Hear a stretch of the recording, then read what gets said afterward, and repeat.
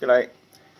I just thought I'd do a bit of a mystery rant since I haven't sat and done one of them for a little while and got a little bit of time to kill in between washing loads. Friggin' hair. I think at my age I'd be going bald by now, but nah. I might even draw some diagrams while I'm sitting here yakking to you today. Might even open up. That seems to help the sound a bit. Sorry if that. I always come prepared. That's my specialty in this video making era. I'm going to draw a more detailed diagram, I think, soon, but you can even watch me draw it. No, you can't, because you keep falling over, you nitwit. Get your shit together before you start filming next time. Fuck it. Actually, what I was been... I love my director's chair. I've been reading a bit of shit just recently. It's a big contentious issue in the world, and I'd just like to put some thoughts out there, because as somebody who tries to be as vegan as possible, I understand why most people who do decide to become vegan and why those who don't. And it's mostly ignorance. Don't get me wrong, I'm not saying you're ignorant just because you eat meat. But I am saying that you haven't given a lot of consideration to the equation.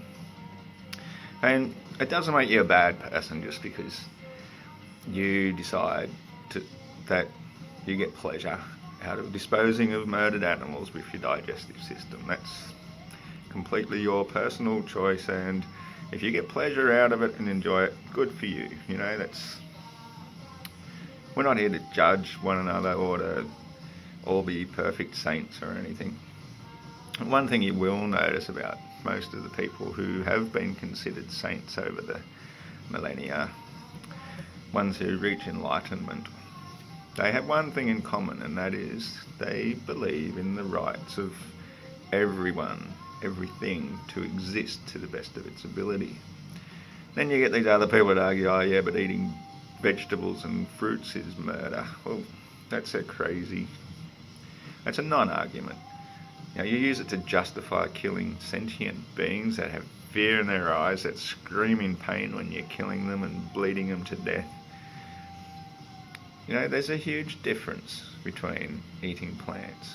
Now, again, I'm not a biblical person. You know, I grew up with a lot of teachings from the Bible. I went to Catholic schools and all the rest, so I know a fair bit about what's in it. But I don't use it to rule my life or to get my morals from that. I get my morals from what's in my stomach, my gut, and my heart, and my mind, what I know is right and what is wrong. Now, I can easily walk up to a fruit tree and pick a fruit, and nobody screams, nobody runs, no blood is spilt.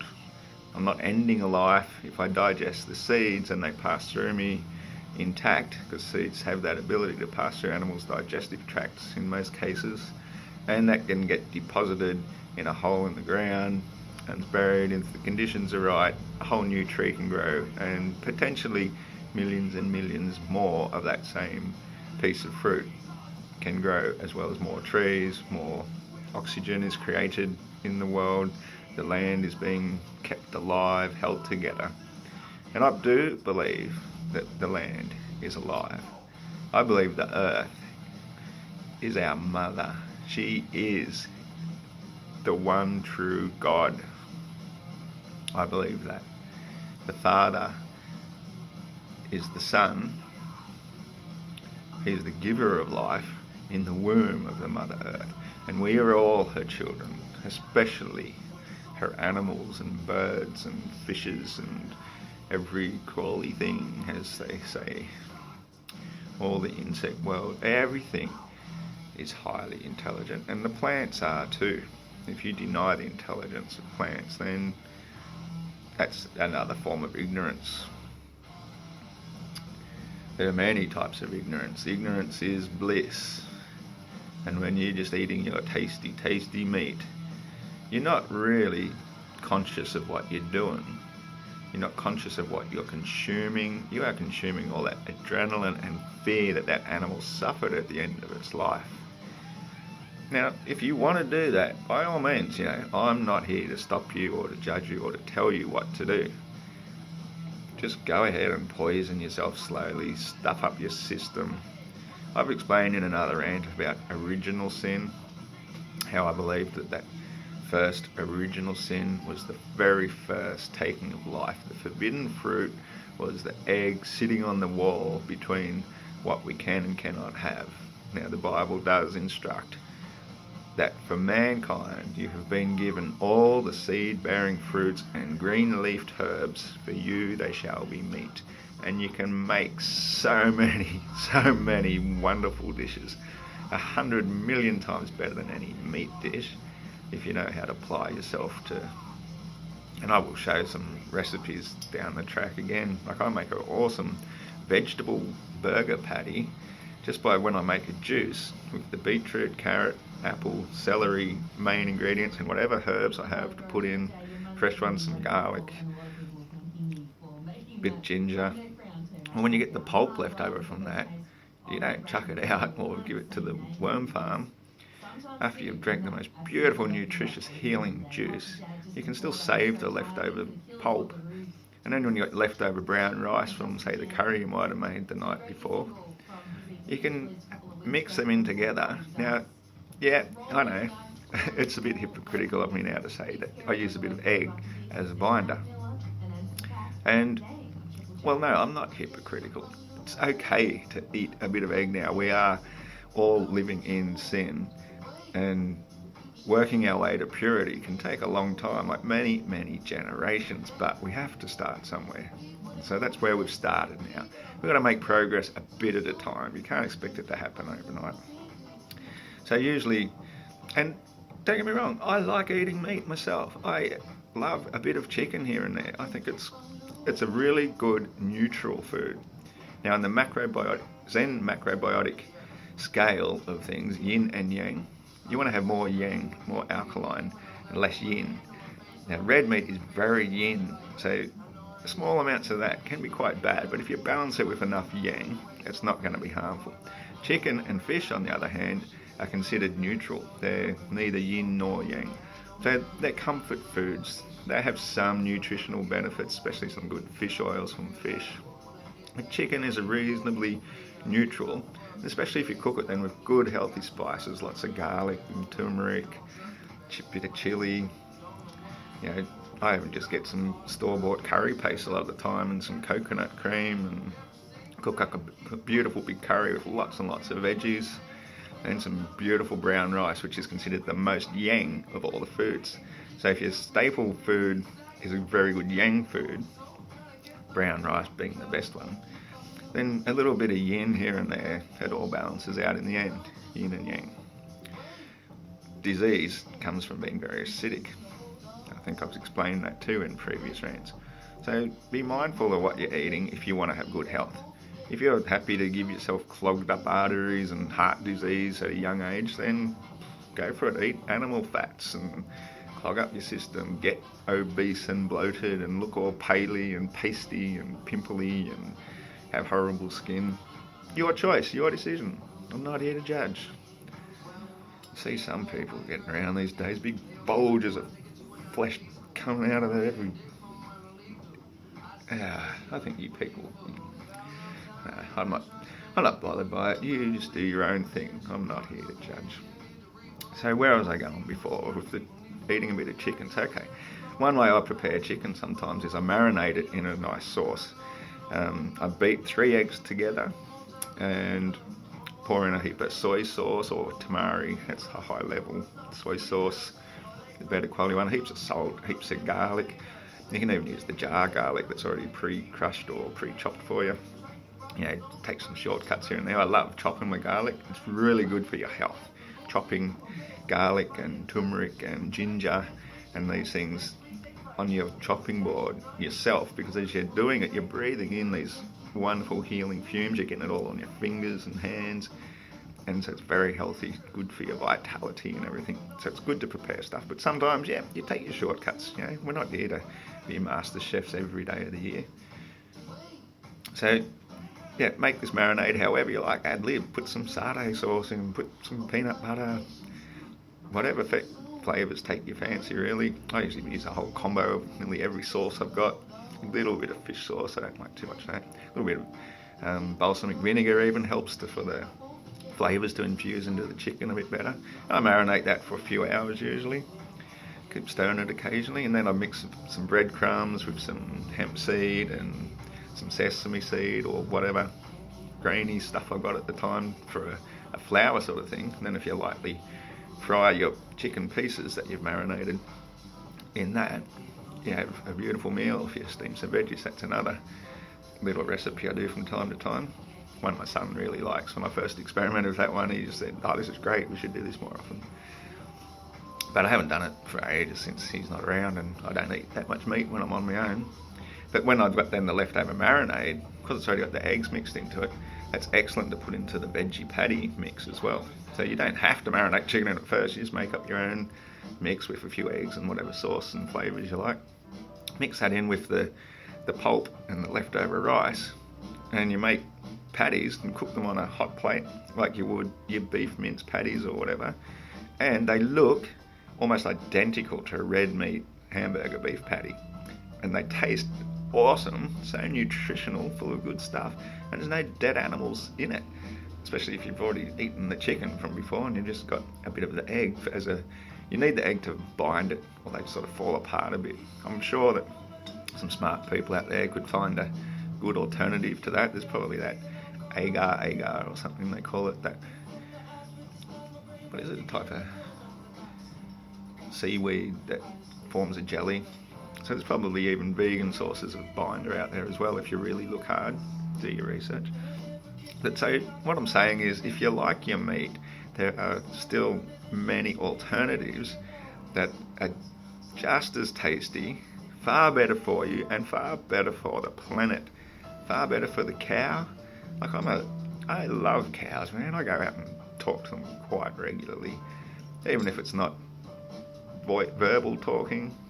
You know, I went for a big walk one time down the road here where this newborn calf, he must have only been a day or two old, he saw me coming and he sort of bellowed at me and ran across the paddock, and he was just bawling at me, and I put my hand through the fence, gave him a big cuddle and pat and stroked him and told him, "It's okay, fella, it's okay." Some animals have this higher awareness and they can detect that in people. He knew that I'm here for the animals. I'm here to do my best to try and convince people to please think about them. They have the right to exist. They have the right to roam freely, to be with their mothers and fathers and their family and their friends, frolicking in the fields, just as much as we have the right to freedom to grow up, to have our children growing up in a safe, friendly environment with their friends, in good communities of elderly human beings who care for them, who care for the environment, who care for the world, who care for the Mother Earth, that stop spilling the blood and flushing the shit into the streams. I really didn't know I was going to go down this path with this rant, because I actually wanted to talk more about my free energy device, which I mentioned briefly in another rant just recently. So I'm going to start by just drawing a couple of quick diagrams. Donut. Very artistic, aren't I? It's like a wheel. And then we have wheels within the wheel, and a fan, or an air multiplier, blasting air. Now, each of these wheels is an S, Savonius rotor. So now you get a bit of an idea. Hey look, they're like yin and yangs. Savonius rotor. Have I got something I can show? Here's a empty mealworm container.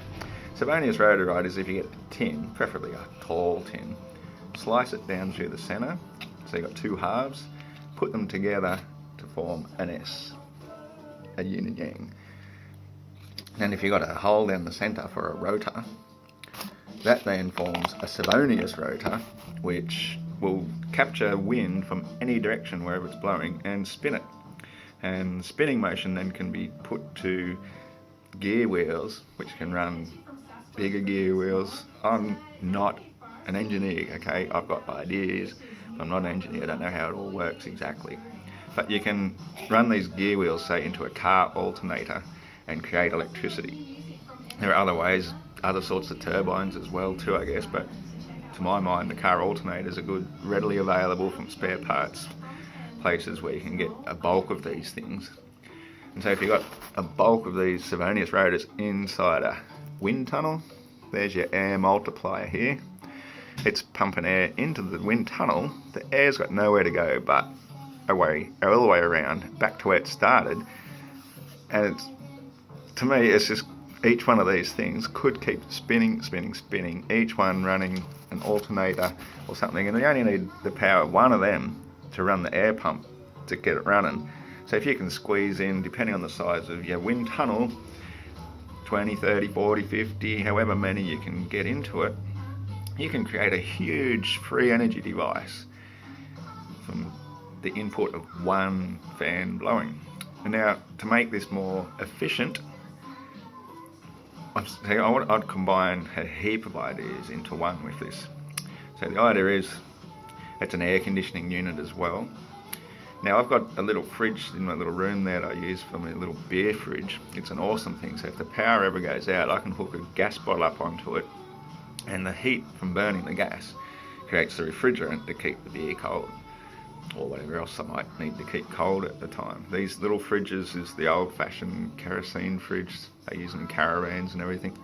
They're awesome, but what they are is they're a heat converter. Now, again, I'm not an engineer. I've looked a bit into how air conditioning and refrigeration and all that works, but you know, I grasp the basics of it, but I can't build it myself. But I know how the heat exchange and the compression of gases and all the rest creates refrigeration. And a byproduct of refrigeration is excess moisture. That's why I also have dehumidifiers, because I empty that thing. I've got two 20-litre buckets now. I've got to go and empty some more water out of my fish tank so I can use the water and don't go to waste. So a byproduct of refrigeration is pure water from the air. Now, the reason you'd keep the temperature inside the donut then, I've got to think of a better name for this. I was thinking of calling it the aerosol because it's like an air with a hole, but yeah, aerosol sort of what you use for spraying air. I think the aerosol is a good name since the Helios is the helium blimp. So in your aerosol then, what you have is also a layer of frozen water or ice, and the bottom of your rotor is just a flat metal plate, and you have the rotor coming out through the top where you're spinning the gear wheels to make the actual electricity through your alternators and so on, or whatever you're using. And so the base plate then of your Savonius rotor sitting on the ice as it spins, it creates just enough friction and heat to keep it like the wet ice on wet ice. So it's the least friction possible, so you get the most efficiency out of every single rotor. Now, because the more friction you got, the less efficient it's going to be. So you want it not only as efficient as possible, but you also want it as silent as possible. So wet ice on wet ice is the least friction that is known to mankind. You don't need all this mechanics and friggin' oil and all that other lubrication. Beer, you need beer. So if you could design a house with one of these big things, say up in the roof, one of the side effects of getting a bit too cold is that you can use it for air conditioning in your house by letting the air release through vents. Or you could have it going into a little cool room. We often call that a refrigerator. It's just a cold cupboard, but yeah, you make a tiny little room, a walk-in cool room or something, you'd be far more suitable since you've got abundant free energy. You don't just need a tiny little cooler box. Have an entire room, or all the way down into your basement be your cool room. You can store heaps of excess fruit and vegetables for a long time and use them as you need it. Keep your beer cold. Gotta keep your beer cold. So that's basically it in a nutshell. The air multiplier, I think that's the ultimate design. Let me just reach over here and grab that.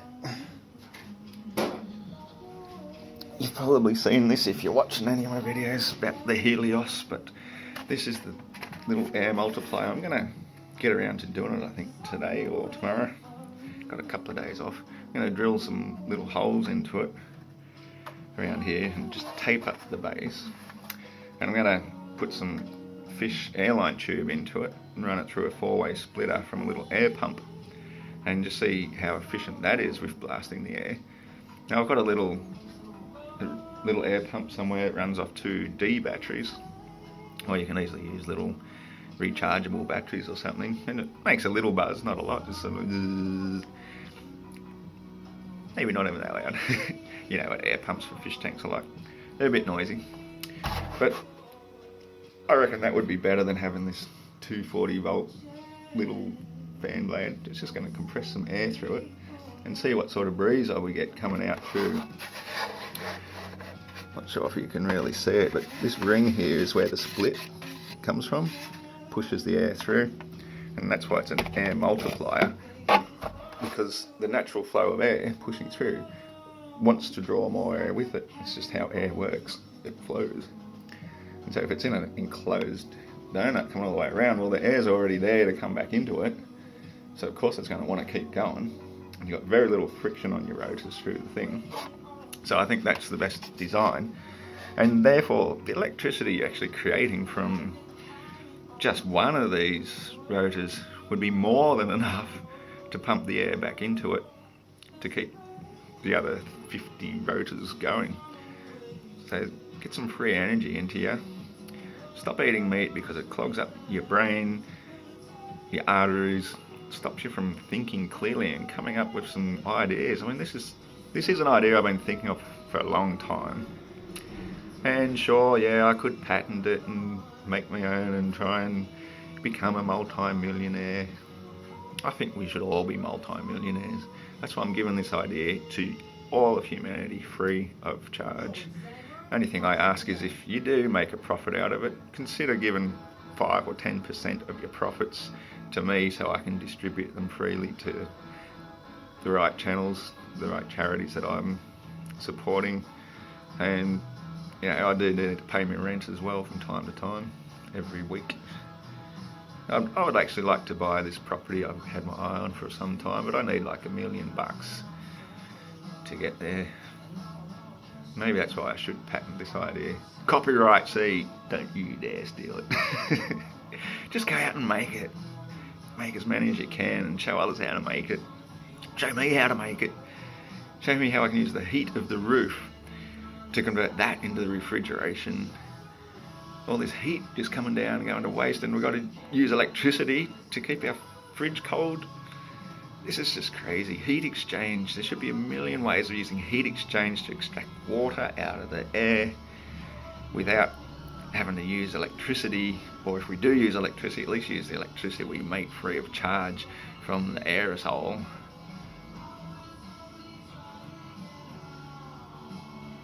Now I could power my radio and these bloody lights and fish tanks and everything as well. Shit it, I'm just going to go and make one. I wish I was an engineer. My son, at least, he's studying his engineering degree. Hopefully he'll see this and they'll introduce it as a topic in class, I don't know. Get onto it, kids, come on. This is meant to be the age of Aquarius. The water bearer is here. Horsepower. That was actually the name of my company, Equus Enterprises, which means water horse. So my original idea was actually to have something like this on top of water tanks, just to extract water and pump it through filtration. So you could be doing all that as well. You know, it's your water filter, water maker, power maker, You could put it in the middle of nowhere and be completely off grid. Like and share. Don't forget to subscribe. If you really want to help me out, a little donation to ancients@hotmail in PayPal would be much appreciated. Take care and God bless you all.